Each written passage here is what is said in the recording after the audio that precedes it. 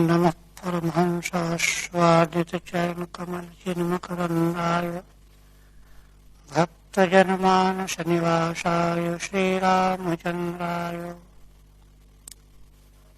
वागीशायस्य वदने लक्ष्मीर्यस्य च वक्षसि यस्यास्ते हृदये संवित् तं नृसिंहमहं भजे।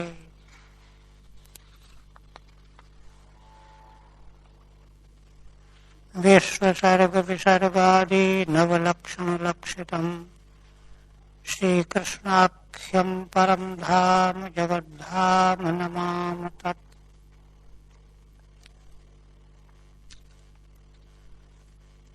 श्रीमद्भागवत के द्वितीय स्कंध के 6th अध्याय का प्रसंग चल रहा है।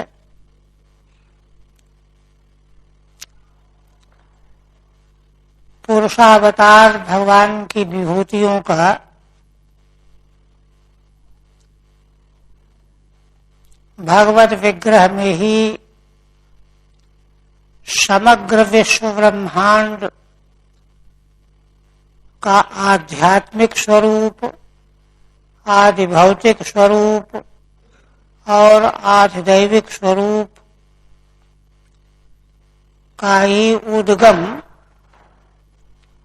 श्री भगवान का विराट विग्रह है। और भगवान के किस अंग से आध्यात्मिक आदि का प्राकट्य होता है, इसका निरूपण किया गया। और पुरुष सूक्त के मंत्रों का अर्थ करते हुए सब कुछ पुरुष ही है। पुरुष एवेदत्वं सर्वं यत् भूतं यच्च भाव्यम्। इस रूप में समग्र त्रैकालिक जगत भगवान के विग्रह में समाविष्ट है।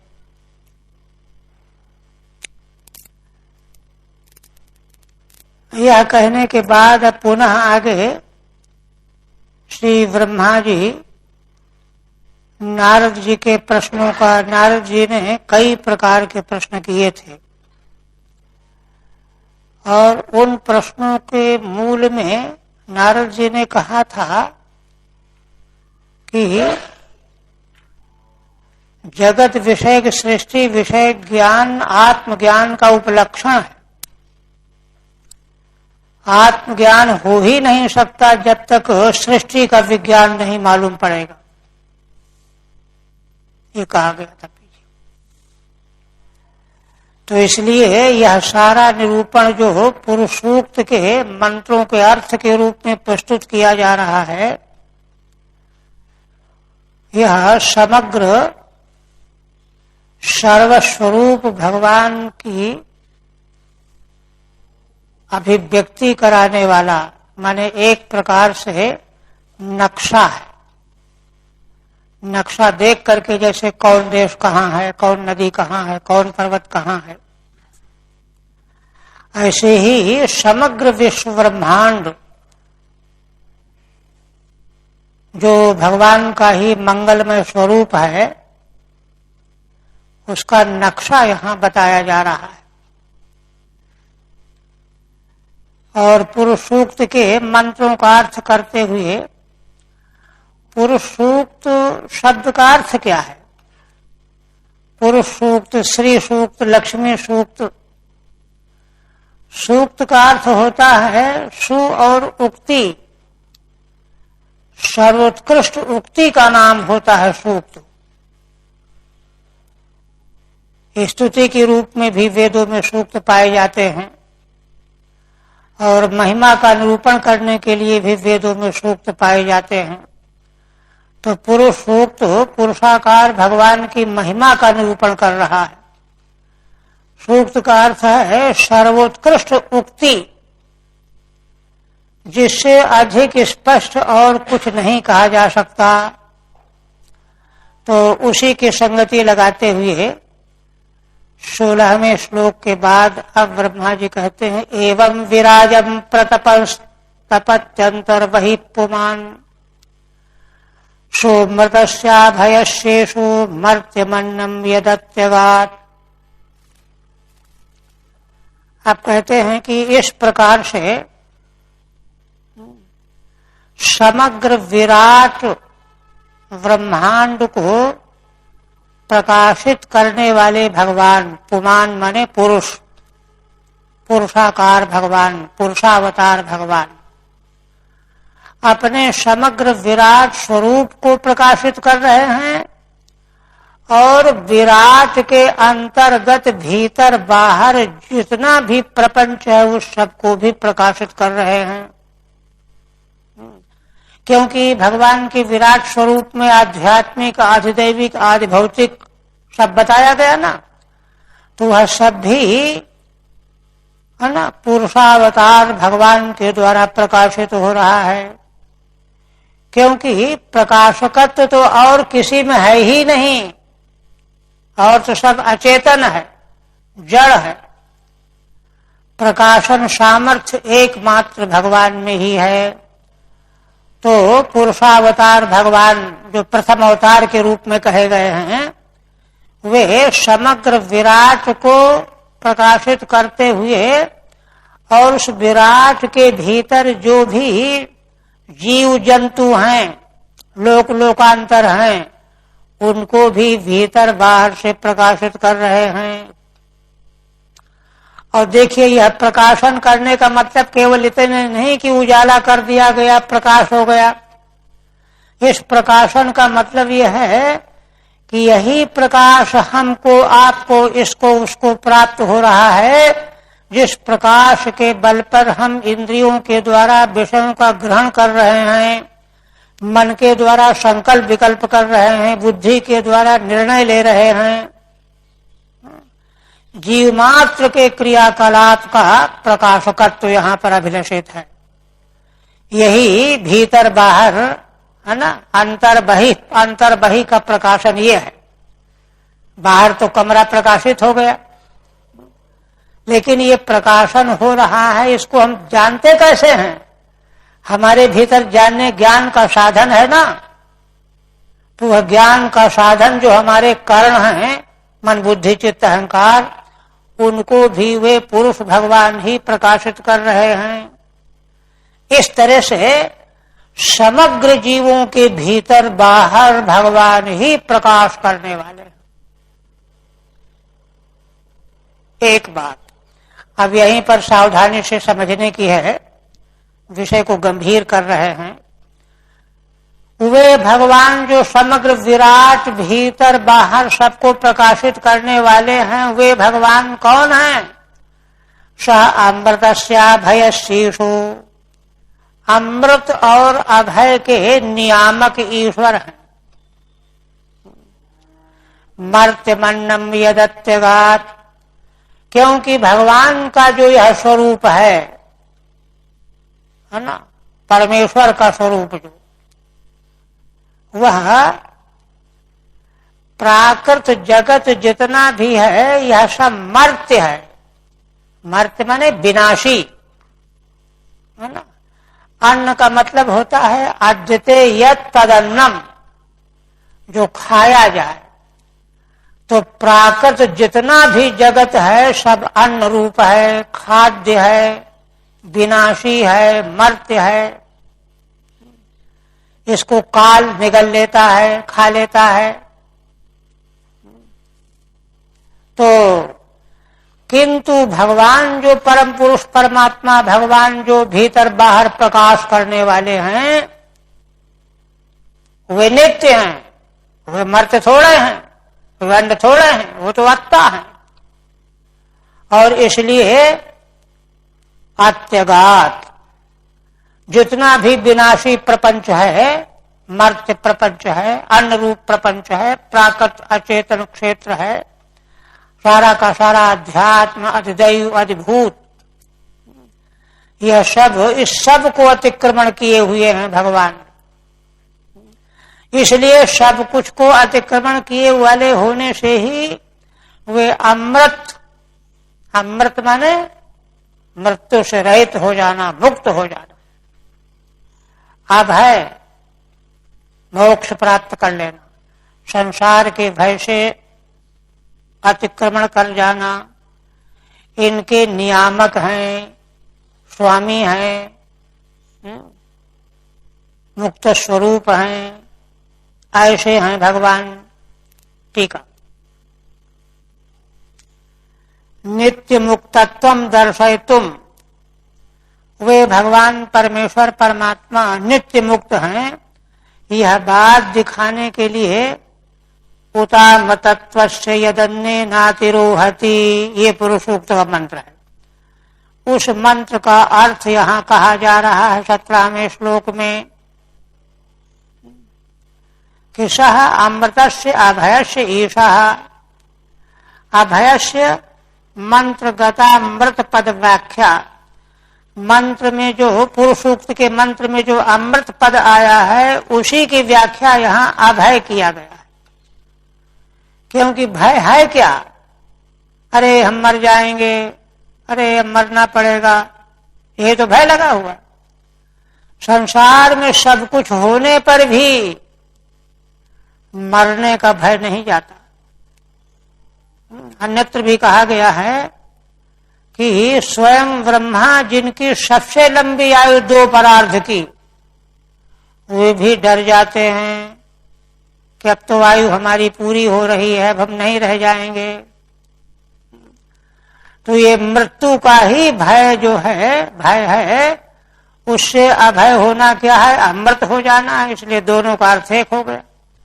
तो पुरुष सूक्त के मंत्र में जो अमृत पद आया है उसी की व्याख्या है अभय।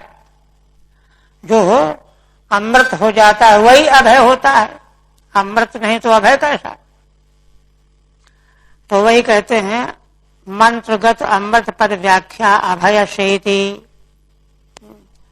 फिर कहा कि अन्येन इति पदम विभक्ति व्यत्येन व्याचष्टे, पुरुष सूक्त के मंत्र में अन्येन में तृतीया है, किंतु यहाँ पर उसकी व्याख्या करते हुए इस श्लोक में विभक्ति का व्यत्यय कर दिया गया। तृतीया की जगह प्रथमा कर दी गई, द्वितीया कर दी गई। मर्त्यम अन्नम आत्यगात, तृतीया की जगह द्वितीया। मर्त्यम मरण धर्मकम अन्नम, मर्त्य मरण धर्मक अन्न क्या है? अन्न माने फल, अन्न खाया जाता ना, आद्यते यत अन्नम, इसी प्रकार से फल भी भोगा जाता है। सारे जीव अपने किए गए कर्मों के फलनाम स्वरूप जो फल प्राप्त करते हैं उसका भोग ही तो करते हैं। भोग भोगना ही अन्न भक्षण करना है। इसलिए मरण धर्मकम अन्नम माने कर्म फलम, यस्मात् अत्यगात अतिक्रांतवान, तो माने मरण धर्म वाला जो अन्न रूप कर्म फल है, इसको वे भगवान पुरुष भगवान अतिक्रमण किए हुए हैं। इसलिए उन भगवान का जो स्वरूप है वहां ऐसा फल है कि मृत्यु का नाम नहीं, भय का नाम नहीं। इसलिए वे अमृत और अभय के ईश्वर हैं। बाकी सब जगह भय ही भय है, मृत्यु ही मृत्यु है। अतो न केवलम सर्वात्मकः, इसलिए वे पुरुष भगवान केवल सर्वात्मा के पीछे बताया गया ना कि अंड को फोड़ करके जब पुरुषावतार भगवान का प्रकट हुआ तो उन्हीं के विराट विग्रह में 14 भुवन, तीनों लोक है ना, और उसी के भीतर अध्यात्म अद्वैत, तो वहां सर्वात्मकता तो बताई गई थी। किंतु यहाँ पर आगे बढ़कर के केवल सर्वात्मक ही नहीं, वे पुरुषावतार भगवान नित्य मुक्त स्वरूप भी हैं। इसलिए उनकी उपासना करने वाले को अमृत अभय रूप फल प्राप्त होता है, ये मतलब है।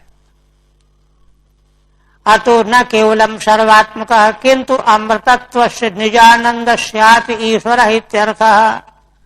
वे पुरुषावतार भगवान अपना आनंद, है ना, को भी देने वाले ईश्वर हैं, समर्थ हैं, अपना आनंद दे देते हैं उपासक को। फिर कहते हैं महिमयुष ततो ब्रह्मन् पुरुषस्य दुरत्ययः पादेषु सर्वभूतानि पुंसः स्थिति पदो विदुः।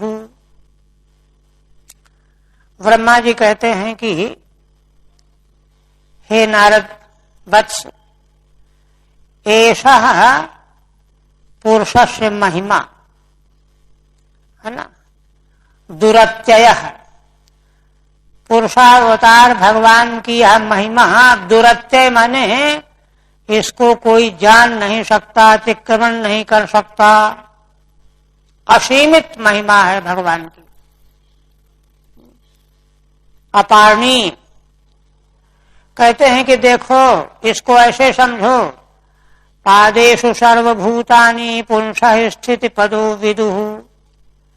उन पुरुषावतार भगवान के जो अनेकों पाद हैं ना, तो उनके अनेक पादों में केवल एक पाद में समस्त प्राणियों की स्थिति जानो।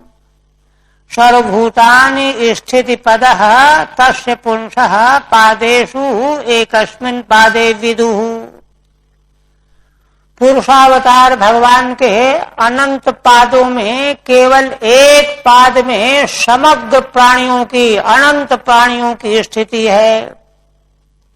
त्रिपादश्याम पादोश्य विश्वाभूतानि त्रिपादश्याम व्रतन देवी, पुरुषोक्त का मंत्र यही है, उसी की ये व्याख्या है। टीका, प्रपंचात्मकस्य कुतो नित्य मुक्तत्वम इत्याशंक्य।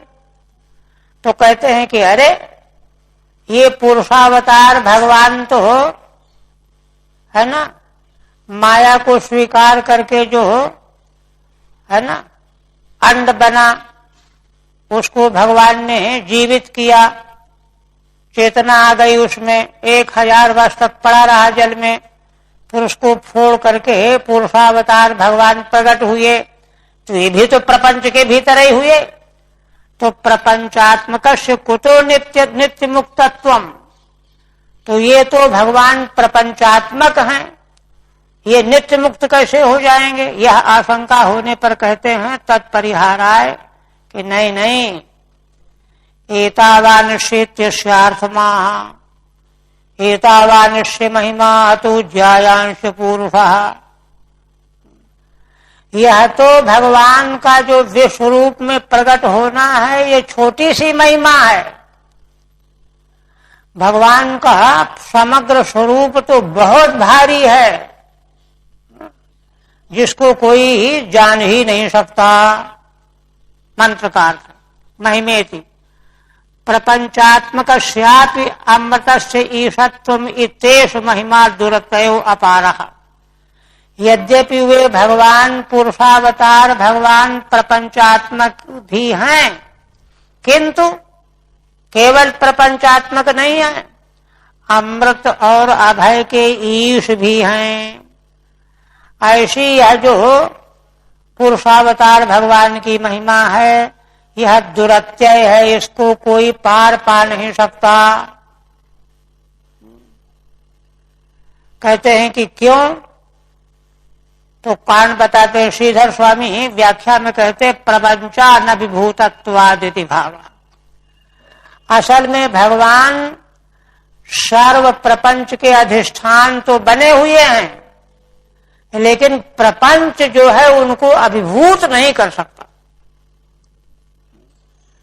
समग्र प्रपंच के अधिष्ठान होते हुए भी प्रपंच जो है अभिभूत नहीं कर सकता। इसलिए प्रपंचात्मक होते हुए भी वे अभय और अमृत के ईश हैं, नियामक हैं। मंत्रण चैतावान से महिमा विभूति, मंत्र के द्वारा जो अर्थ कहा गया है, एतावान से महिमा विभूति, उन भगवान की इतनी महिमा है, विभूति है। माने ये जो अब तक वर्णन किया गया विश्व विराट रूप का, ये महिमा विभूति वर्णन की गई, किंतु वे भगवान तो इससे बहुत ज्यादा परे हैं।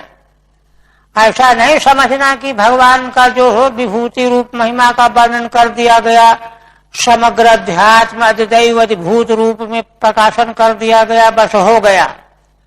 सतु ज्यायान महत्तरः, है ना, वे भगवान तो इस, है ना, समग्र महिमा से बहुत ज्यादा हैं, महत्तर हैं।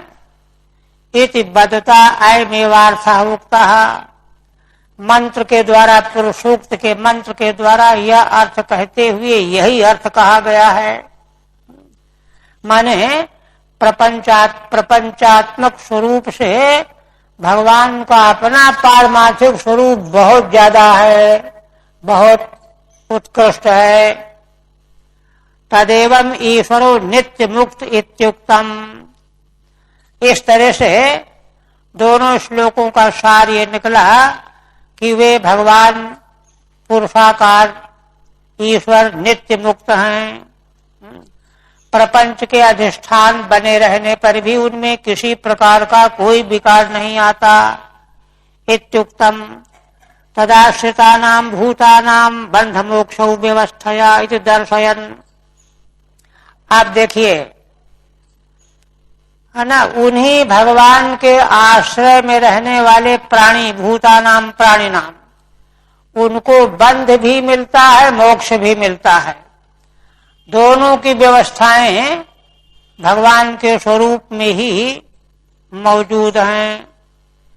यह दिखाते हुए पादोस्य विश्वा भूतानि त्रिपादस्याम वर्तन्ति इत्यस्यार्थमाह, यह जो पुरुष सूक्त का मंत्र है कि इन भगवान के एक पैर में तो सारा भूमंडल है, विश्व ब्रह्मांड है, और बाकी भगवान के 3 पैर त्रिपादश्याम अमृतंदिवी, अमृत स्वरूप 3 चरण भगवान के दिवलोक के भी ऊपर हैं। ये जो पुरुष सूक्त का मंत्र है उसका अर्थ करते हैं। पादेषु, है ना, पादेषु सर्वभूतानि पुंसः स्थित पदो विदुः तिष्ठन्त्यत्रेतु स्थितयः भूरादि लोकाः, है ना। जिस एक पाद में भगवान के, जिस एक पाद में सारा ब्रह्मांड है, तो उसकी व्याख्या करते हैं तिष्ठन्ति अत्र स्थितयः भूरादि लोकाः, जहां पर भू भुआ स्व आदि सारे लोक और लोक लोकांतरों के सारे प्राणी जीव जंतु स्थित होते हैं। लोकास्ते पादा इव पादा अंशाः, वे पाद के समान अंश रूप हैं। यस्य सा स्थिति पाद, इसलिए भगवान ऐसे कहे जा रहे हैं कि जिनके एक चरण में सारा विश्व ब्रह्मांड स्थित है, अंश में स्थित है। पाद शब्द का अर्थ यहाँ अंश अर्थ है, स्थित पाद, अंश हिस्सा। तस्य पादेषु अंश भूतेषु लोकेषु सर्वान् जीवान् विदुः, इसलिए उन भगवान के पादों में माने अंशभूत लोकों में सभी जीवों को मौजूद जानना चाहिए। मंत्रे तु पादोस्य विश्वा भूतानि त्रिपादस्याम वर्तन्ति, ये पुरुषोक्त का मंत्र है ना। इति सामानाधिकरण्यम, यहाँ पर देखिए अस्य पादः विश्वा भूतानि, ये पुरुषोक्त का मंत्र है। यहाँ पर पादः और विश्वाभूतान में समान व्यक्तिगत है, प्रथमा है। होना क्या चाहिए, एक में सप्तमी हो, भगवान के एक अंश में सारा संसार है, विश्व है, किंतु यहाँ दोनों में प्रथमा ही प्रथमा है। तो श्रीधर स्वामी कहते हैं इत सामानाधिकरण्यम अधिष्ठानाधिष्ठेया भेद विवक्षया। अधिष्ठान हो गया भगवान का अंश चरण, और अधिष्ठेय हो गया सारा विश्व ब्रह्मांड। इन दोनों को अभेद की विवक्षा से समान अधिकरण विभक्ति की गई है।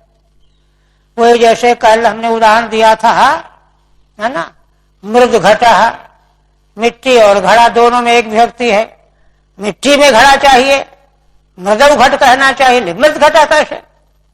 सुवर्णम कुंडलम, सुवर्ण में कुंडल ऐसा कहना चाहिए, सुवर्णम कुंडलम, दोनों प्रथमा कैसे? तो वहां अभेद का आरोप करके प्रथमा कर दी गई है। इसी तरह से यहाँ पुरुष सूक्त के मंत्र में भगवान का चरण रूप जो एक अंश है, उसी में सारे भूत प्राणी मौजूद हैं। वही श्रीधर स्वामी कहते हैं इत सामानाधिकरण्यम अधिष्ठान अधिष्ठेया भेद विवक्षया। अधिष्ठान हो गया भगवान का चरण, अधिष्ठेय हो गया सारे भूत, उनमें अभेद की विवक्षा से समान विभक्तिकत्व हो गया। अच्छा, पाद इत्येक वचनम च सामान्याभिप्रायणेति व्याख्यातम भवति। तो पहले तो अंश व्याख्या किया है ना, यहाँ तो पादेश में बहुवचन है और वहां पाद में एक वचन है, तो उसकी व्याख्या करते हैं कि एक वचन जो है सामान्याभिप्रायण, हाँ, माने देखिए जैसे मनुष्य का पैर ऐसा नहीं होता, तो क्या मतलब हुआ? जितने संसार में मनुष्य हैं, मनुष्यों के किसी पैर में ऐसी योग्यता नहीं, सारे पैरों का ग्रहण हो गया ना एक वचन में। उसी तरह से पुरुष सूक्त के मंत्र में जो एक वचन किया गया है वह सामान्याभिप्राय से कहा गया है। सामान्य अभिप्राय से, सामान्य में सबका अंतर्भाव हो जाता है। जैसे कुलाल जाति, तो कुलाल कोई एक ही थोड़े है, हजारों कुलाल हैं, किंतु सामान्य में सबका अंतर्भाव हो जाता है। वैसे ही यहाँ एक वचन किया गया है, सामान्याभिप्रायणेति व्याख्यातम भवति, ऐसा व्याख्यान कर लेना चाहिए। अब कहते अमृतस्य क्षेमम अभयम त्रिमूर्धनु धायि धर्मूर्धसु पादाश्रयो बहिश्चासन न प्रजानाम य आश्रमाः अंतस्त्रिलोक्यास्तपरो गृह मेधो अवृहद्व्रतः। अब देखिए भगवान का नित्यत्व, माने समग्र विश्व के अधिष्ठान होते हुए भी भगवान विश्व से अपरिच्छिन्न हैं, इसलिए नित्य हैं, विशुद्ध हैं और अमृत और अभय के ईश हैं, ये कहा गया। अब उसी को और विस्तार करते हैं। अमृतम क्षेमम अभयम त्रिमूर्धनु अधायि मूर्धसु, कहते हैं कि, है ना, त्रिमूर्धन अधायि मूर्धसु, तीन मूर्धा। देखिए भू भुआ स्वा के बाद महाजन तप लोक, तो अमृत क्षेम और अभय तीन चीजें आई ना, तो तीन चीजें माने भू भुआ स्व के आगे महालोक, जनलोक, तपलोक, सत्यलोक, ये लोक है ना, तो इनमें जो है ये फल प्राप्त होते हैं। त्रिमूर्धनो अधायि मूर्धसु, तीन त्रिलोकी के मूर्धा के ऊपर जो भगवान के सिर हैं, मूर्धा हैं, वहीं जो है अमृत भी रहता है, क्षेम भी रहता है और अभय भी रहता है। और बाकी जो उसके नीचे का लोक है भू भुआ स्वः, यहाँ अमृत नहीं, क्षेम नहीं, अभय नहीं। इसलिए इन तीन लोकों तक जाने वाले उपासक बार बार जाकर के लौटते रहते हैं। चंद्रयान मार्ग से जाएंगे, फल भोगेंगे जितना पुण्य है, फिर आ जाएंगे, फिर पुण्य करेंगे, फिर जाएंगे, फिर आ जाएंगे। किंतु जहां अमृत मिलता है, क्षेम मिलता है, अभय मिलता है, वे लोक तो इन तीनों के परे हैं, ऊंचे हैं, आगे हैं। पादाश्चयो बहिश्चासन प्रजानाम ये आश्रमा। तीन भगवान के जो चरण हैं, ये तीन तो बाहर हैं, जहां पर सामान्य प्रजा निवास करती है। अंतस्त्रलोक्याश्च परो गृह मेधो बृहद्व्रतः। देखिए, इसी में दोनों को कह दिया। माने तीनों लोकों के भीतर जो प्राणी हैं, जो साधना करने वाले हैं मनुष्य, गृह मेधी सदगृहस्थ। बृहद्व्रत माने अखंड ब्रह्मचर्य से रहित, अखंड ब्रह्मचर्य से रहित जो गृहस्थ हैं, उनकी उपासना, उनका साधन का बल केवल तीन लोकों तक ही ले जाने वाला है। भू भुआ स्वलोक से आगे वे जाने वाले नहीं। किंतु जो इन तीनों लोकों से ऊपर के जो लोक हैं, तीन महाजन तप सत्य लोक, ये त्रिलोकी से बाहर हैं। और वे जो हैं दूसरे आश्रम वाले कौन? ब्रह्मचर्य, वानप्रस्थ और संन्यास, ये आश्रम आगे खोलेंगे, टीका में भी आ जाएगा। टीका, भूतेषु फल वैचित्र्यम दर्शयन। संसार के प्राणियों में उनके उपासना के अनुसार फल की विचित्रता को दिखाते हुए, जैसे पुरुष सूक्त का मंत्र है, त्रिपादश्यामृतम दिवी।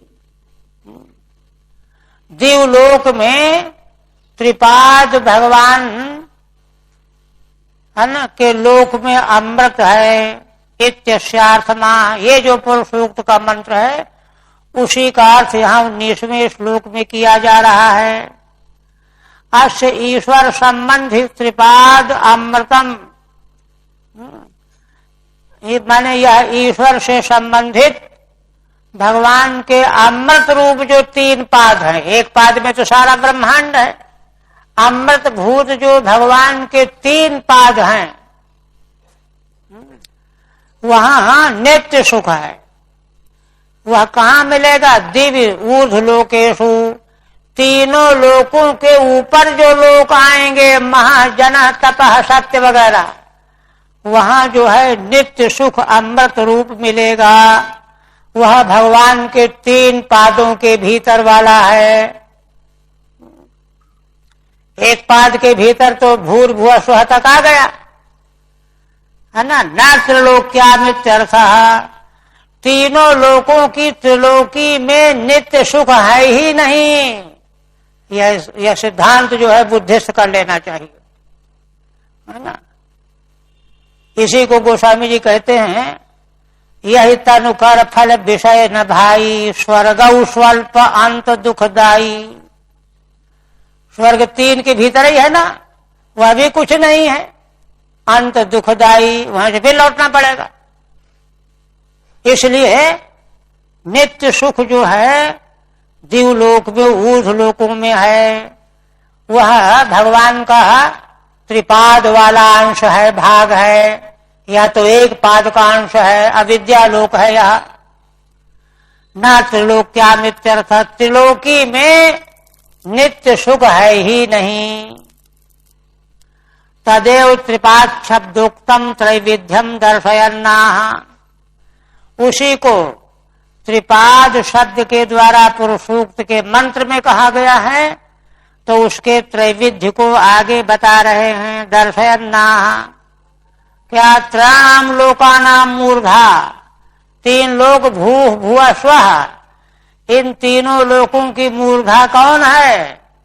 मूर्धा ऊपर होता है ना, मूर्धा माने सिर, महर्लोक है, महर्लोक। ये तीनों लोकों के ऊपर है ना। तस्य मूर्धानः, उसके भी जो मूर्धा, महर्लोक के भी मूर्धा। मूर्धाना में देखिए बहुवचन है, बहुवचन में तीन की संख्या जरूरी है। तो महर्लोक के ऊपर जनलोक, तपलोक, सत्यलोक, हो गया बहुवचन। ये महर्लोक के मूर्धा हैं तीनों। तद उपरितन लोकाहा, माने महर्लोक के ऊपर के ये तीन लोक हैं, जनलोक, तपलोक, सत्यलोक। तेषु, उन तीनों लोकों में, महर्लोक के ऊपर वालों में, यथा क्रमम, क्रमशः लगाइए, अमृत एक, अभय क्या क्या है, हाँ हाँ हाँ, क्षेम, अमृत एक, क्षेम दो, अभय तीन।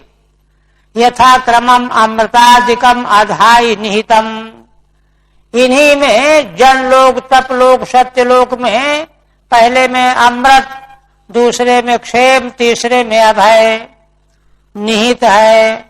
तो देखिए, अगर अमृत, क्षेम और अभय हम चाहते हैं तो हमको वह मार्ग पकड़ना चाहिए कि हम उन लोकों में जाएं।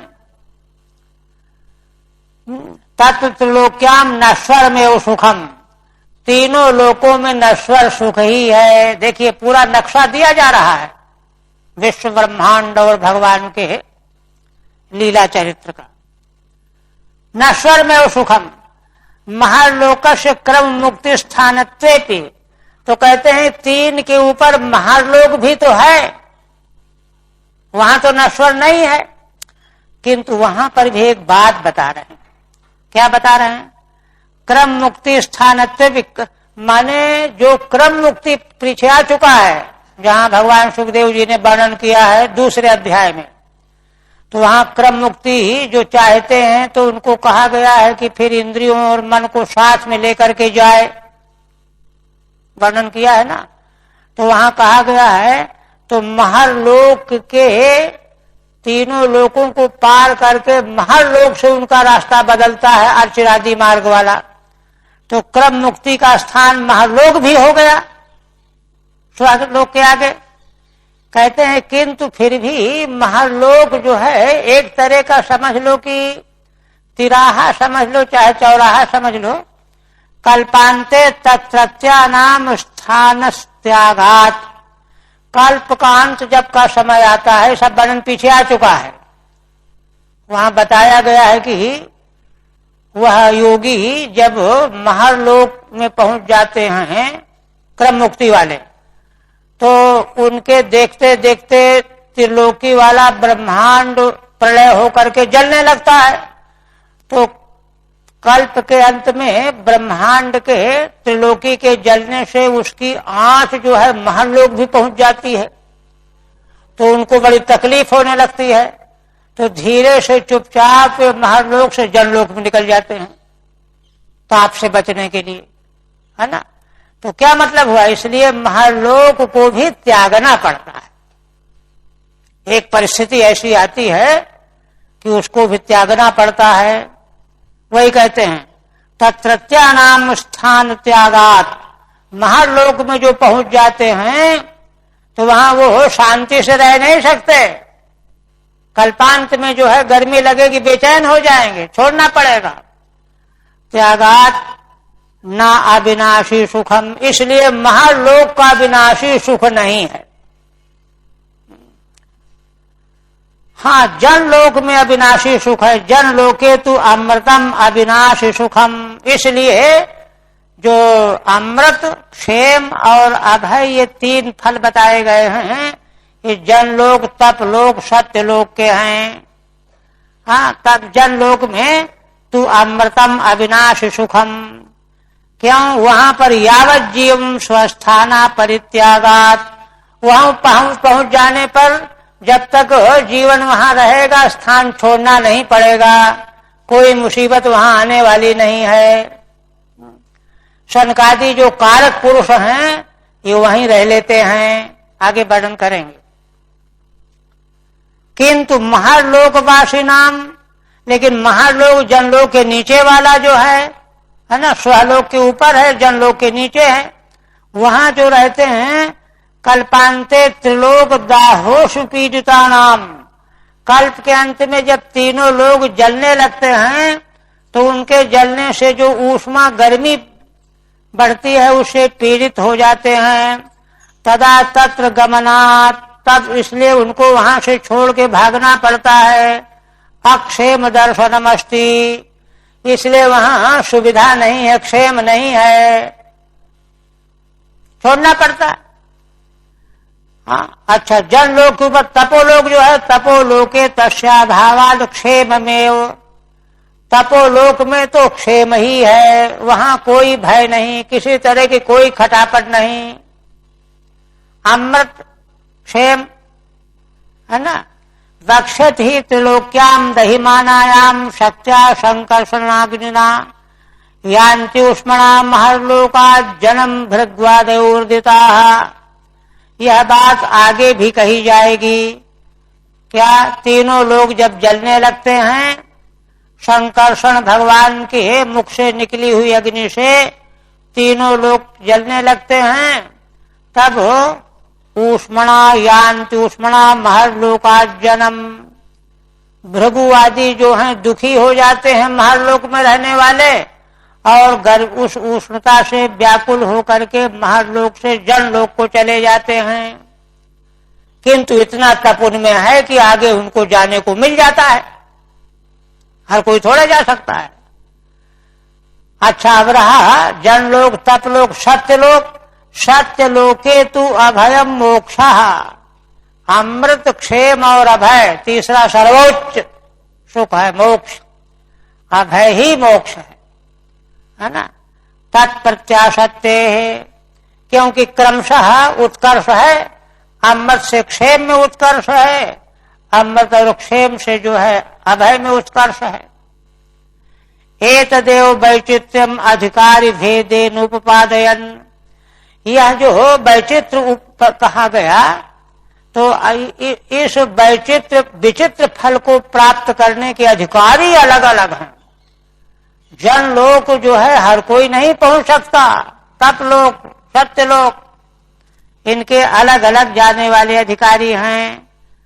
इसी को कहते त्रिपादूर्ध्वमदयित पुरुषः पादौ श्रेया भगत पुनः ततो व्यक्यम दर्शनात् शासनान स्ने अभी आदि इत्यस्यार्थमाह, इसका अर्थ कहते हैं। न प्रजायन्ते पुत्रादि रूपेण इति अप्रजाः, कौन जाता है यहाँ पर? जिनके पुत्र नहीं होते। असल में पुत्र के रूप में स्वयं पिता ही जन्म लेता है ना। आत्मा वही जायते पुत्रः, तो जो लोग अखंड ब्रह्मचर्य का पालन करने वाले हैं उनको तो जन्म लेने का प्रश्न ही नहीं है, प्रजा पुत्र के रूप में जन्म लेने वाले नहीं है, तो वे अप्रजा हो गए। तो अप्रजा जो हो गए वे अखंड वृहत व्रत अखंड ब्रह्मचर्य वाले, ऐसे साधक ही जनलोक में जा सकते हैं। नैष्ठिक ब्रह्मचारी 3 गिना रहे हैं, नैष्ठिक ब्रह्मचारी 1, वानप्रस्थ वाले 2 और यति सन्यासी 3। तेषाम आश्रमाः त्रिलोक्या बहिरासन, इन तीनों के नैष्ठिक ब्रह्मचारी, वानप्रस्थी और यतियों के तीनों लोकों से बाहर उनके स्थान हैं जहां जाएंगे वे। बहिरासन गृह मेधस्त्वंतः, किंतु जो गृहस्थी हैं है ना, धर्म के मार्ग पर चल रहे हैं, सदगृहस्थ हैं, तो वे तीनों लोकों के भीतर ही रहेंगे। इसीलिए उनको अगर और आगे जाना चाहते हैं तो निष्काम कर्मयोग का आश्रय लें, फल न चाहें कुछ। यस्मात् बृहद व्रतो ब्रह्मचर्य व्रत रहता है, क्यों गृहस्थी लोग अखंड ब्रह्मचर्य व्रत से रहित हुआ करते हैं। ये हुआ। अब देखिए 2 बातें बताई गई। तीनों लोकों के भीतर तक जिनके फल सीमित हैं गृहस्थियों के लिए, और वो भी देखिए वैदिक मार्ग पर चलते हुए गृहस्थ धर्म का पालन करेंगे तभी स्वर्ग जाएंगे, नहीं तो नरक जाना पड़ेगा, है ना। कुकर सुकर योनि प्राप्त होगी। ये सब तीसरे स्कंद में विवेचन किया गया। और जो अखंड ब्रह्मचर्य, वानप्रस्थ और संन्यास। आप कहते हैं श्रुति विचक्र में, मूल में श्रुति विचक्र में विश्वं शासनानशने उभे यद विद्या च पुरुषस्तु भयाश्रय। देखिए, माने गुरुकुलों में 25 वर्ष तक वेदाध्ययन करते समय सारी जानकारी मिल जाया करती थी, पूरा नक्शा है ना, जन्म जन्मांतर का, लोक लोकांतरों का, वही नक्शा बताया जा रहा है। कह रहे हैं कि वेद में 2 मार्ग बताए गए, श्रुति विचक्र में विश्वं शासनानशने उभे। एक तो शासन माने सकाम आराधना, अनशन माने निष्काम, यह कर्मकांड और उपासना का 2 हैं, 2 मार्ग हैं। पहले वाला मार्ग अविद्या के रास्ते से जाने वाला है और दूसरा उपासना वाला मार्ग विद्या मार्ग है। यद विद्या च पुरुषस्तु भयाश्रय। किंतु दोनों के नियामक पुरुष भगवान है। भगवान के अनुग्रह के बिना दोनों से यात्रा संभव नहीं है। स्वेच्छाचार तो नरकगामी करा, नरक ले जाता है। टीका, अयम चाधिकार भेदः एकस्यैवावस्था भेदेन न तो अत्यंत भिन्न विषय दर्शयन। अब देखिए, एक ही मनुष्य है, अगर उसके लिए यह है कि जैसी अवस्था में है उसके लिए पहले मार्ग का अधिकार है। अगर उस अवस्था को छोड़ करके दूसरे मार्ग में चलना चाहता है तो दूसरे वाले का अधिकारी हो जाएगा। माने ऐसा नहीं है कि जो पहले मार्ग से जा रहा है वही पहले मार्ग से जाएगा और कोई नहीं जाएगा। दूसरे मार्ग से जाने वाला वही दूसरे से जाएगा, पहले वाला नहीं जाएगा, है ना। तैयारी करनी चाहिए। और खोलते हैं, स्पष्ट करते हैं,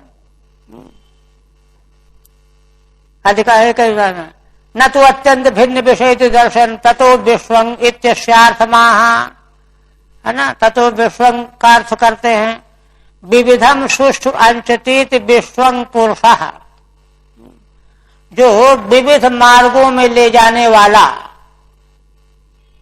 पुरुष, क्षेत्रज्ञ, जीवात्मा। श्रुति मार्गौ दक्षिणोत्तरौ विचक्रमे चलति स्म। 2 मार्ग में क्षेत्रज्ञ जीव जो है चलने वाला हो सकता है, दक्षिण मार्ग से चाहे उत्तर मार्ग से। दक्षिण मार्ग से भी वही जा सकता है, उत्तर मार्ग से भी जा सकता है, अवस्था उसको बदलनी पड़ेगी। कथम भूते श्रुति, कैसे ये दोनों मार्ग हैं। शासनान अनशने भोगापवर्ग प्राप्ति साधन भूते। शासन माने भोग प्राप्ति का साधन, कर्मकांड का मार्ग, और अनशन माने अपवर्ग प्राप्ति का मार्ग, उपासना कांड का मार्ग। तो जो उपासना कांड के मार्ग से जाएगा वह ऊर्ध्वलोक में जाएगा, अर्चिरादि मार्ग से, और जो वासनामय मार्ग से जाएगा वह चंद्रलोक में जाएगा। अत्र हेतुत्वेन पुनर्विशेषणम, हेतु रूप से फिर से विशेषण, पुनः विशेषण किया गया है। उभयाश्रय विश्वं शासनानशने उभे यद्यतः अविद्या कर्म रूपा एका। इनमें से अविद्या जो है वही कर्म का स्वरूप है, क्योंकि कर्म जितना भी है वह अज्ञान का कार्य है। अविद्या काम कर्म, वेदांत भाष्य में भगवान शंकराचार्य बार बार यह वाक्य दोहराते हैं कि पहले अविद्या, अविद्या से कामना, तब कर्म होगा। मनु भगवान कहते हैं अकामस्य क्रिया काचित दृश्यते नेह कर्हिचित। अगर किसी जीव में कोई कामना नहीं है तो उसमें कभी कोई क्रिया हो नहीं सकती। कामना का परिणाम है कर्म, क्रियाशीलता, और कामना किसका परिणाम है? अज्ञान का, अविद्या का। इसलिए अविद्या काम कर्म। तो अविद्या वाला मार्ग तो कर्म वाला मार्ग है, वासना फल प्राप्ति वाला कर्म रूपा एका, और तदेवं विराड अंतर विद्या च तत्साधनोपासना रूपा अन्य। और विद्या जो है देवलोक प्राप्त कराने वाली साधन रूप उपासना रूपा दूसरा मार्ग है। तदेवं विराड अंतर्वर्तिनाम फल वैचित्र मुक्त्वा। इतनी दूर में श्री ब्रह्मा जी ने विराट के अंतर्गत जितने भी लोकांतर हैं, प्राणी हैं, उनको दोनों प्रकार के मार्ग के द्वारा फल की विचित्रता कह दी। और तत्कारण ईश्वर से तद वैलक्षण्यम दर्शयितुम। और कहते हैं कि ईश्वर भगवान इन दोनों प्रकार के मार्गों के अधिष्ठाता तो हैं, किंतु भगवान इन से विलक्षण है, अलग है। वैलक्षण्यम दर्शयितुम तस्मात् विराड जायते इत्यस्यार्थमाह। अब पुरुष सूक्त का जो मंत्र है, तस्मात् विराड जायत विराजो अधिपुरुषः, यह जो मंत्र है उसका अर्थ कहने जा रहे हैं। मूल में 21वां, यस्मादंडम विराट यज्ञे भूतेन्द्रिय गुणात्मकः तद्द्रव्यम अत्यगाद विश्वम गोभी सूर्य इवा तपन। देखिए, ध्यान देने लायक। श्री ब्रह्मा जी कहते हैं कि वत्स नारद, यस्मात् अंडम विराट यज्ञे, देखो जिन परमेश्वर परमात्मा से यह विराट रूप अंड प्रकट हुआ है, यह कैसा है? भूत माने पंचभूत, इंद्रियां ज्ञान इंद्रियां कर्मेंद्रियां, और गुण सत्वरजतम एतदात्मक है ना। एतदात्मक विराट जो है प्रकट हुआ। तद्द्रव्यम अत्यगाद विश्वम, किंतु जिससे यह भूत इंद्रिय और गुणात्मक प्रपंच प्रकट हुआ है, विश्व ब्रह्मांड सृष्टि रूप, है ना, वह परम तत्व परमेश्वर परमात्मा इस विश्व से अलग है। तद्द्रव्यम अत्यगात माने इसको अतिक्रमण किए हुए है। विश्वम तद विश्वम अत्यगात, द्रव्यम विश्वम अत्यगात, गोभी सूर्य इवा तपन। दृष्टांत दे रहे हैं, जैसे सूर्य भगवान वृक्षों में गर्मी देते हैं, सुगंधित दुर्गंधित उभय प्रकार के पदार्थों में प्रकाश ऊष्मा देते हैं, किंतु किसी भी पदार्थ के, है ना, सुगंध या दुर्गंध को सूर्य भगवान ग्रहण नहीं करते।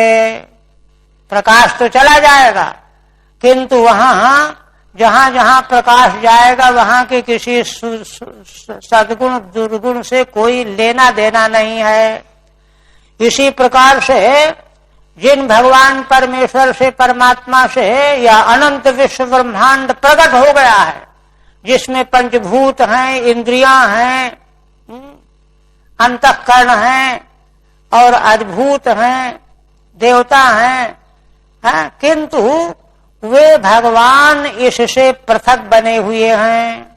यहाँ पर वेदांत की परिभाषा संगत कर लेनी चाहिए।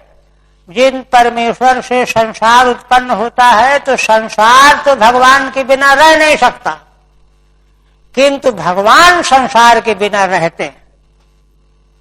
इसलिए संसार का प्रभाव भगवान में नहीं पड़ेगा। टीका है ना, तद वैलक्षण्यम दर्शयितुम तस्मात् विराज जायते इत्यस्यार्थमाह। पुरुष सूक्त का मंत्र जो तस्मात् विराज जायते विराजो अधिपुरुषः, इस मंत्र का अर्थ कहते हैं यस्मात् अंडम यज्ञे, जिससे यह अंड प्रकट हुआ, तत्र च भूतेन्द्रिय गुणात्मको विराट च यज्ञे, अंड बना और अंड से ही विराट पुरुष प्रकट हुआ, पीछे आ चुका है। है ना, जो विराट पंचभूत इंद्रिय और त्रिगुणात्मक है। स ईश्वर तद विश्वम विराट देहम द्रव्यम अंडम च अतिक्रांतवान। देखिए, वे भगवान जिससे अंड प्रकट हुआ, विराट प्रकट हुआ, पुरुष प्रकट हुआ, पुरुष माने अंतर्यामी, विराट देह और द्रव्य माने पंचभूतात्मक प्राकृत प्रपंच, ये तीनों जिन ईश्वर परमेश्वर परमात्मा से प्रकट होता है, वह ईश्वर परमात्मा तीनों को अतिक्रांत किए रहता है ना। अंडम च द्रव्यम अंडम च विराट देहम एक, विश्वम विराट देहम एक, द्रव्यम दो, अंडम तीन। यह द्रव्यम को ही अंडम कह दिया। अतिक्रांतवान, इनको अतिक्रांत किए हुए है। सूर्य इवेत पूर्वोक्त दृष्टांत, सूर्य की तरह से। सूर्य जो है अपने प्रकाश से वस्तुओं को प्रकाशित कर देता है, किंतु वस्तुओं से उसको कुछ भी लेना देना नहीं होता। दृष्टांत वही है। तो कहते हैं अच्छा, नन्वेवम पुरुष एव चेत सर्वम। अब एक नया प्रश्न करते हैं कि यदि सब कुछ पुरुष परमेश्वर ही है, तो उस परमेश्वर की प्राप्ति के लिए जो अर्चा पूजा आराधना बताई गई है, उसका क्या मतलब है फिर? ये नन्वेवम पुरुष एव चेत सर्वम तर्हि यज्ञ से तत्साधना नाम च अपृथक भावात। तब तो यज्ञ और यज्ञ जिन साधनों से किए जाते हैं वो साधन भी नहीं रहे, अभाव हो गया, साधने नहीं रहे, तब यज्ञ पुरुषाराधनम न सिद्धेत। तो फिर यज्ञों के द्वारा पुरुष की आराधना पूजा उपासना कैसे बनेगी? यज्ञ संभव नहीं, यज्ञ की सामग्री कहां से आएगी? क्योंकि अभी तो आप यही कह रहे हैं कि सब कुछ पुरुष ही है, परमात्मा ही है। इत्याशंक्य, यह आशंका करके उसका परिहार करने के लिए पुरुष सूक्त का मंत्र है। यद पुरुषेण हविषा, क्या है? द्रव्य, द्रव्य मगात क्या है? पुरुष मंत्र उसका, पुरुष सूक्त का, है ना। ऐसे ही इस मंत्र का अर्थ यहां संग्रह करके दिखा रहे हैं। यदेति, ब्रह्मा जी कहते हैं इसी प्रश्न का उत्तर देने के लिए कि जब पुरुष भगवान के अलावा और कुछ बाल के बराबर अन्य कुछ है ही नहीं, तो कैसे भगवान की हम अर्चा पूजा करेंगे? अर्चा पूजा करने की साधन सामग्री कहां से आएगी? उसी के उत्तर में है, कहते हैं कि देखो, यदाश्नाभ्यान नलिना दहमासम महात्मनः। हे वत्स नारद, जिस समय आश्य महात्मनः, है ना, नाभ्यात नलिनात, जिस समय मैं इन भगवान के नाभि कमल से प्रकट हुआ, महान आत्मा भगवान के नाभि कमल से जिस समय मैं प्रकट हुआ, तो प्रकट होने के बाद नाविदम यज्ञ संभारान पुरुषावयवादृते, तो यज्ञ करने के संभार माने सामग्री कोई मुझे दिखाई ही नहीं पड़ी। चारों ओर मैंने आंख खोल करके देखा तो सब कुछ भगवान के ही विग्रह के अवयव अवयव ही थे, और कोई यज्ञ करने की सामग्री नहीं थी। ये ठीक है। तो कहते यदि इत्यादि ना अशेति विराट अंतर्यामिण, विराट तत्व के भीतर अंतर्यामी जो भगवान नारायण, तस्यैव प्रकटत्वात्, उन्हीं का प्रकरण चल रहा है, इसलिए यहां विराट अंतर्यामी का ही प्रकरण लेना है। उन्हीं के नाभि कमल से, नाभौ भौम नाभ्यम, उन्हीं अंतर्यामी भगवान नारायण के नाभि कमल से मैं प्रकट हुआ। उस समय मुझको कोई यज्ञ करने की सामग्री नहीं दिखाई पड़ी। यज्ञ से संभारान साधनान ना पश्यम, मुझे कुछ नहीं दिखा। तब तेषु यज्ञस्य पशवः सा वनस्पतयः कुशाः इदं च देव्यजनम कालश्चोर गुणान्वितः। कई श्लोक एक साथ है, देखिए मूल में कहते हैं कि फिर जब मैंने चारों ओर देखा कि भगवान के अवयव विग्रह अवयव के अलावा और कुछ है नहीं, तब मैंने क्या किया, यज्ञ के पशु, यज्ञ से पशवा, सा वनस्पतय वनस्पतियां, कुशा, इदम च देव्यजनम, और वहीं पर ब्रह्मलोक की चर्चा है। ये ब्रह्मलोक में भी ब्रह्मा जी यज्ञ किया करते थे, तो इशारा कर रहे हैं कि देखो ये यज्ञ भूमि, नारद जी को देखो, नारद ये यज्ञ भूमि है ना, यज्ञ कुंड, काल, कालश्चोर गुणान्विता, काल माने है जिस उत्तम काल में यज्ञ करने से सफलता प्राप्त होती है। वस्तुन्योषधय स्नेहा, वस्तुएं औषधियां है ना, स्नेहा घृत आदि, रस, लोह, मृद, मिट्टी, जल, ऋचो यजुंषि सामान्य, ऋग्वेद, यजुर्वेद, सामवेद, चातुर्होत्र, चातुर्होत्रम च सप्तम। और देखिए नामधेयानि मंत्राश्च दक्षिणाश्च व्रतानि च देवतानुक्रमः कल्पः संकल्पस्तंत्रमेव च। यज्ञों के नाम, मंत्र, दक्षिणा, व्रत, नियम, देवताओं का अनुक्रम, पहले किस देवता की पूजा फिर किसकी पूजा, कल्प, कल्प माने विधान ऋषियों के बनाए हुए, संकल्प, मैं इतने समय यह यज्ञ करने जा रहा हूं, संकल्प बोलते ना कुछ लेकर के, तंत्र में वचो, तंत्र माने है व्यवस्था, विधान। और देखिए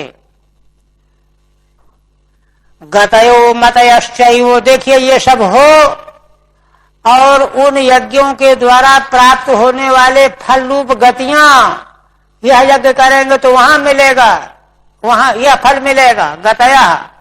अब मतया माने मतियां, बुद्धियां, इनको करना चाहिए। प्रायश्चित्तम समर्पणम, फिर उनमें कोई दोष रह जाए तो प्रायश्चित करो, और अंत में यज्ञ भगवान को समर्पित हो जाओ।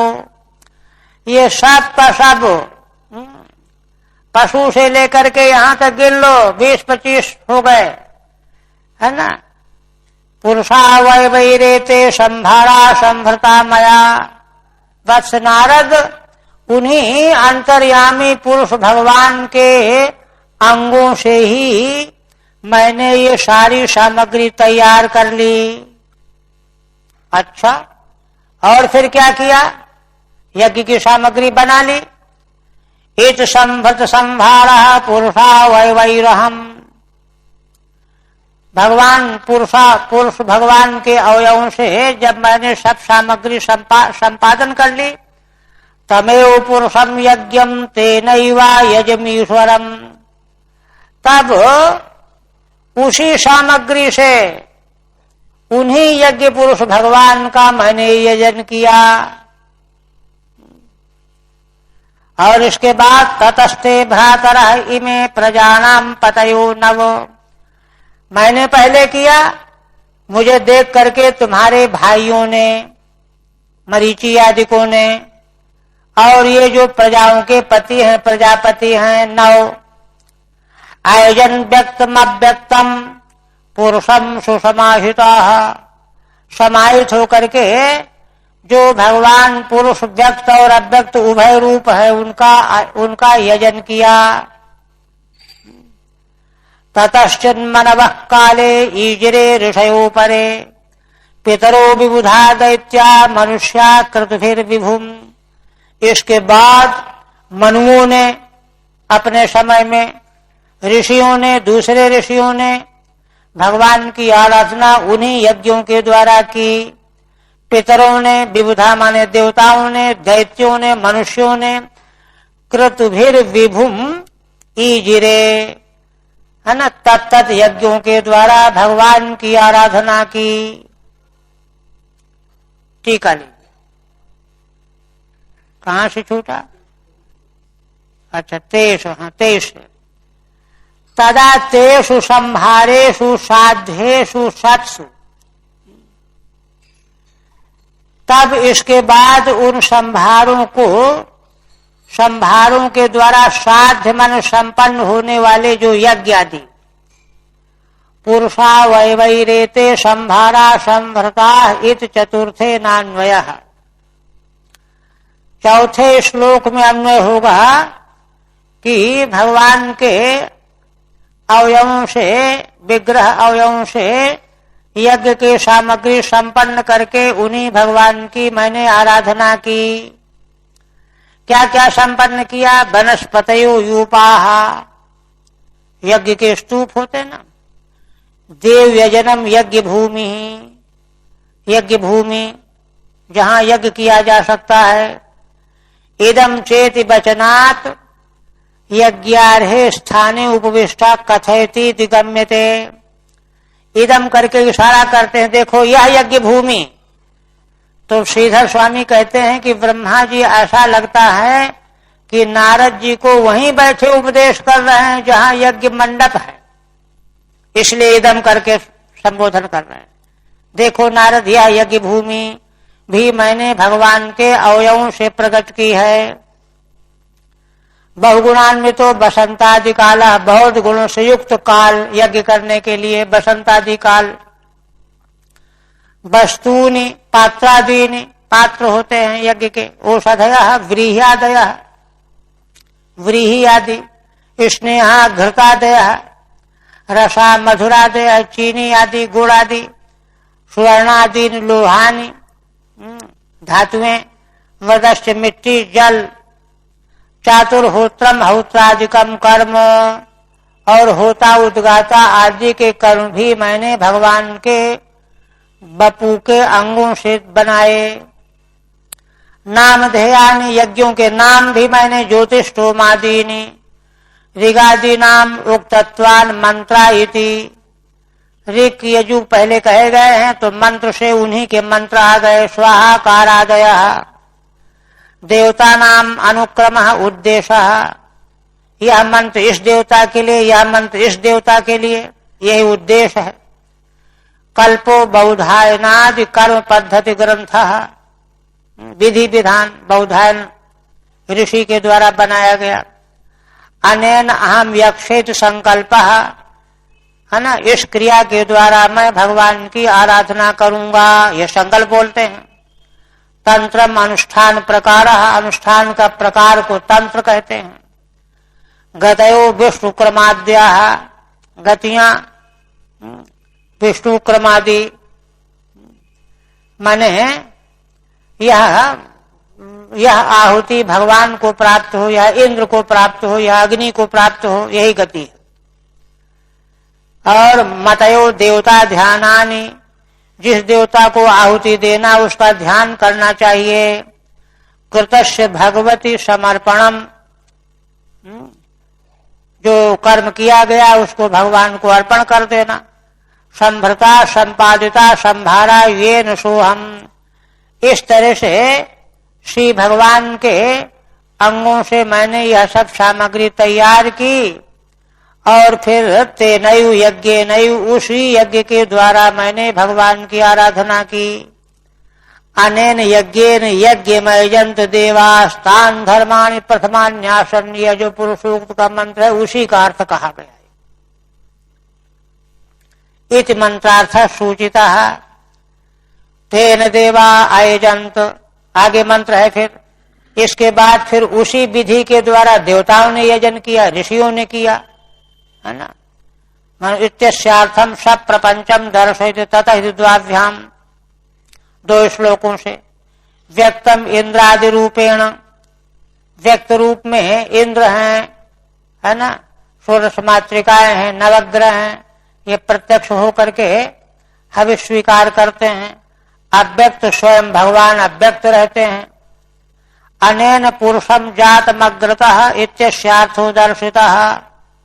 इस प्रकार से जो पहले उत्पन्न हुए वे पुरुष भगवान की आराधना उन्होंने की, यह मंत्र का अर्थ दिखाया गया। काले श्वासावसरे, इस प्रकार से आगे चल करके पितरों ने, मनुओं ने, मनुष्यों ने, देवताओं ने, इन दैत्यों ने, है ना, अपने अपने समय में यज्ञों के द्वारा भगवान की आराधना की।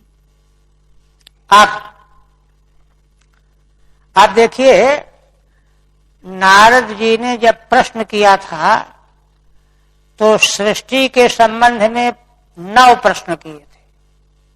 यह सृष्टि क्या है, कहाँ टिकी हुई है, किस वस्तु से बनाई गई है, बनाने वाला कौन है, बनाने का प्रकार क्या है, किस पदार्थ से बनाई गई है, ऐसे 9 प्रश्न किए थे।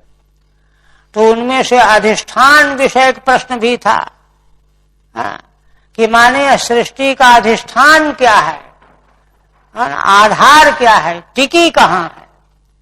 जैसे कुंडल आदि का अधिष्ठान है स्वर्ण पिंड, घट का अधिष्ठान है मृत पिंड, ऐसे अधिष्ठान क्या है। तो इसका उत्तर देते हुए कहते हैं इत्येतत् प्रश्नोत्तरार्थ उपसंहरति, है ना। इसी का उत्तर देते हुए चले आ रहे हैं, उपसंहार करते हैं क्या।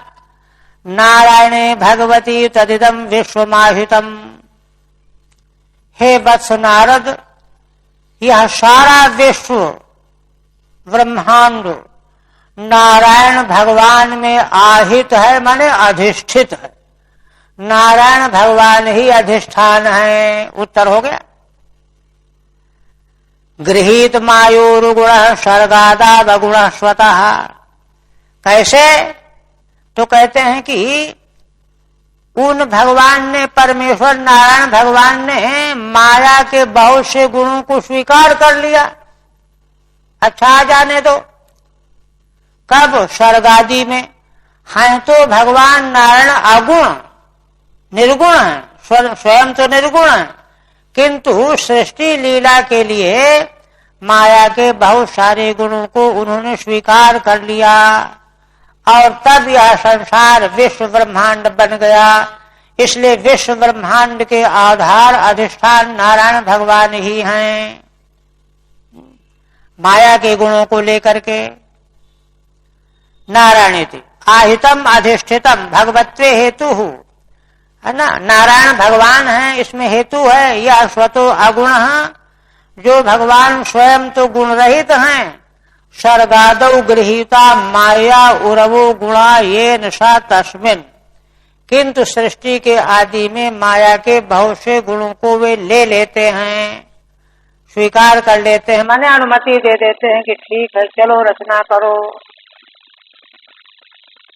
अच्छा, अब ब्रह्मा जी के बारे में भी प्रश्न किया था नारद जी ने। तो अब कह रहे हैं कि तुमसे बढ़ करके कौन है जिसने तुमको लगा दिया कि ये करो और तुम करने लग गए। ये प्रश्न भी तो था नारद जी का, तो उसका उत्तर दे रहे हैं, सब प्रश्नों का उत्तर दे रहे हैं। सृजामि तन्नियुक्तो हम हरो हरति तद्वशः। उन्हीं भगवान के द्वारा मैं नियुक्त किया गया हूँ और मैं रचना करने में लगा हुआ हूँ। और हर माने शिव, उनके बस में होकर के समय आने पर प्रलय कर देते हैं, हरण कर लेते हैं, और रचे हुए विश्व की ये ही भगवान स्वयं रक्षा करते हैं। विश्वम पुरुष रूपेण परिपातित शक्ति धृत। इस प्रकार से वे भगवान ही तीनों शक्तियों को धारण करके उत्पत्ति स्थिति संहार करने वाले हैं। टीका में कहते हैं यत् परस्त्वम एतत् प्रश्नोत्तरम यदुक्तम। जिसके आश्रय होकर के तुम रचना करते हो, ब्रह्मा जी के लिए प्रश्न किया गया था, उस प्रश्न का उत्तर देते हुए यदुक्तम सएष भगवान सर्वेषां ममतेश्वरः। वे ही भगवान सभी के और मेरे भी ईश्वर। उनके अधीन रह करके मैं उनकी आज्ञा का पालन करता हुआ संसार की रचना करता हूँ। तदुपसंहर्ष सृजामीति। पालनम तो स्वयमेव करोति, पालन तो वे स्वयं करते हैं। विश्व में पुरुष रूपेण विष्णु रूपेण, पुरुष माने विष्णु रूप, त्रिशक्तिर माया, त्रिविध शक्ति, तीन प्रकार की शक्ति माया, काम धारे धरती तथा सह। इस प्रकार से माया, तीन शक्ति वाली माया को भगवान धारण करके तीनों प्रकार की लीला करते हैं। इतते अधीतम तातो यथेदमनुपृच्छति, नान्यत् भगवतः किंचित भाग्यम सद सदात्मकम। हे तात नारद, हमने तुमको बता दिया, यथा इदम अनुपृच्छति, जैसा तुम पूछा था तुमने वह बात हमने तुमको बता दी। और शब्द का सार सूत्र के रूप में समझ लो। क्या? नान्यद भगवतः किंचित, भगवान से भिन्न अन्य कुछ भी नहीं है। भाग्यम सद सदात्मकम, सत रूप में, भाव रूप में, असत माने अभाव रूप में जो कुछ भी हो सकता हो वह ऐसा कुछ भी भगवान से पृथक नहीं है। ये है। टीका में कहते यच्छेदम विश्वम यदात्मकश्च, ये भी प्रश्न थे ना, यह विश्व है क्या और किमात्मक विश्व है? तुम जिसको बनाते हो, तुम इत्येवम आदि सर्व प्रश्नानाम, ऐसे जो प्रश्न नारद जी के द्वारा किए गए थे उन सारे प्रश्नों का उत्तर सामान्य उत्तरम यदुक्तम, पहले दिया जा चुका है सामान्यतया। क्या? वासुदेवात् परो ब्रह्मन् न चान्यो अर्थो से तत्वतः। हे नारद, भगवान वासुदेव से भिन्न अन्य कोई अर्थ तत्वतः है ही नहीं। ये सामान्य उत्तर था।